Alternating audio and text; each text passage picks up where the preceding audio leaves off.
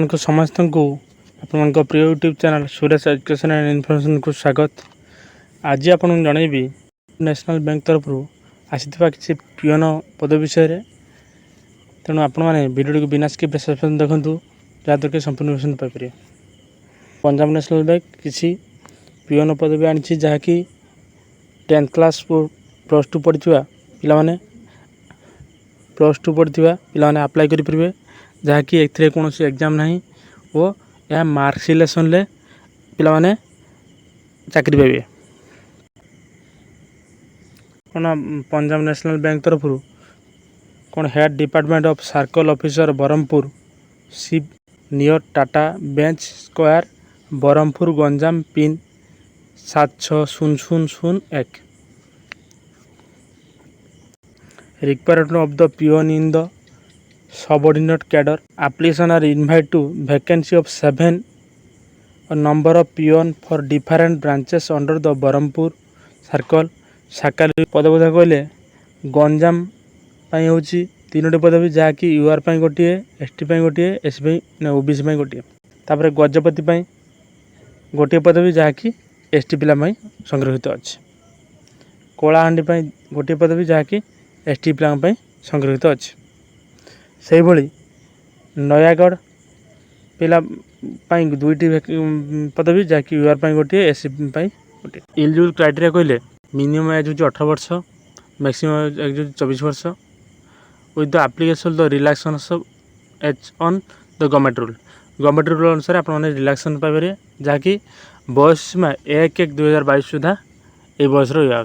Educational qualification कहले minimum 10th पास कर आवश्यक और मैक्सिमम प्लस टू पास करवा आवश्यक। प्लस टू पास करते आपने पकई पारे और यार इक्विवेलेंट कोर्स जब आपने अप्लाई करेंगे। ओडिया रीडिंग करें राइटिंग करें इंग्लिश रीडिंग करें राइटिंग करें। देखो गोटे जहाँ मेंशन अच्छी graduate can not be candidate are not be eligible यहाँ संपूर्ण भूल कथा जहाँकि आपने ग्रेजुएट कैंडिडेट मैंने अप्लाई कले ग्रेजुएट सर्टिफिकेट देले सर्टिफिकेट कनसीडर करा किंतु नुहे जे ग्रेजुएट कैंडिडेट जो ग्रेजुएट पढ़ी से अप्लाई करें। एज रिलैक्सेशन हूँ एससी एसटी कैंडिडेट 5 वर्ष थिला बेले हैंडिकैप जब ओसी एसटी होता है 15 वर्ष ओबीसी एससी बीसी कैंडिडेट 3 वर्ष और जनरल कैंडिडेट कौन एससी कैंडिडेट 3 वर्ष फिजिकाली जब जो हैंडिकैप होता है 10 वर्ष नॉर्मल जनरल पिला पाइब। यहाँ अप्लाई करने जन बयस 45 वर्ष अधिक होते से अप्लाई करेंगे ना जो जिले जो बिलंग कर से जिले में से कैंडिडेट अप्लाई करेंगे अलग जिला पिला ना। Self attested photograph of the document should be attest by the application passport size photograph duly affected by the right corner application form आपन पासपोर्ट साइज फोटोटी एप्लिकेशन राइट हैंड साइड लगे आवश्यक। Completely 10th class plus two marksheet proof of permanent residence आपन residence certificate दवा पड़ो। Registration with the district exchange proof domicile आपन को जे आप एपनोट रजिस्टर सर्टिफिकेट दवा पड़ो। आपन आईडी प्रूफ गोटे देवे कास्ट सर्टिफिकेट जब आप कौन सर्टिफिकेट जो कैटेगरी बिलंग कर कैटेगरी सर्टिफिकेट दवा पड़ो। जेनरल कैटेगरी पिला यार आवश्यकता ना। ईडब्ल्यूएस कैंडिडेट होते आप पारे जो डॉक्यूमेंट आप अच्छी पारे जो last date for receiving certificate application हूँ 6/6/2022 17टा बा संध्या 5टा।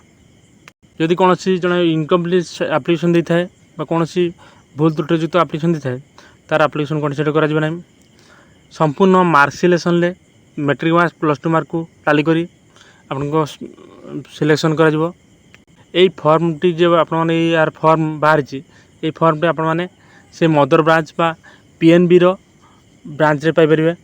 एप्लिकेशन गुड़िक आप गोटे एनवेलप पूरेबे पूरे आप पठेबे क्या chief magistrate HRD Punjab national bank HRD department circle office Berhampur तले आप सब एड्रेसटा देखिए Shiv academy near Tata bench square Berhampur district Ganjam pin 760001 କେଉଁଥିରେ ପଠାଇବେ ସ୍ପିଡ଼ି ପୋଷ୍ଟ କିମ୍ବା ରେଜିଷ୍ଟ୍ରେସନ୍ ପୋଷ୍ଟ ଏଇ ଦୁଇଟି ପୋଷ୍ଟରେ ପଠାଇ ପାରିବେ।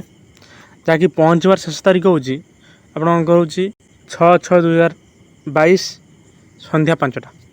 ଯାହା ପଠାଇଲା ପରେ ଆପଣଙ୍କୁ ଯେଉଁମାନେ ଏଥିରେ ସର୍ଟଲିଷ୍ଟେଡ଼ ହେଲେ ସେମାନଙ୍କୁ ପୁଣି ଥର ଡକୁମେଣ୍ଟ ଭେରିଫିକେସନ୍ କରାଯାଇ ତାପରେ ସେମାନଙ୍କୁ ଚାକିରି ଦିଆଯିବ।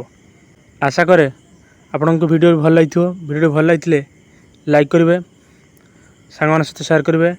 ଡେଲି ବେସିସ୍ରେ ନ୍ୟୁଜ୍ ଅପଡ଼େଟ୍ ଓ ଜବ୍ ଅପଡ଼େଟ୍ ପାଇବା ପାଇଁ ଆପଣମାନେ ଚ୍ୟାନେଲକୁ ସବସ୍କ୍ରାଇବ୍ କରିପାରନ୍ତି। Thank you. God may bless you.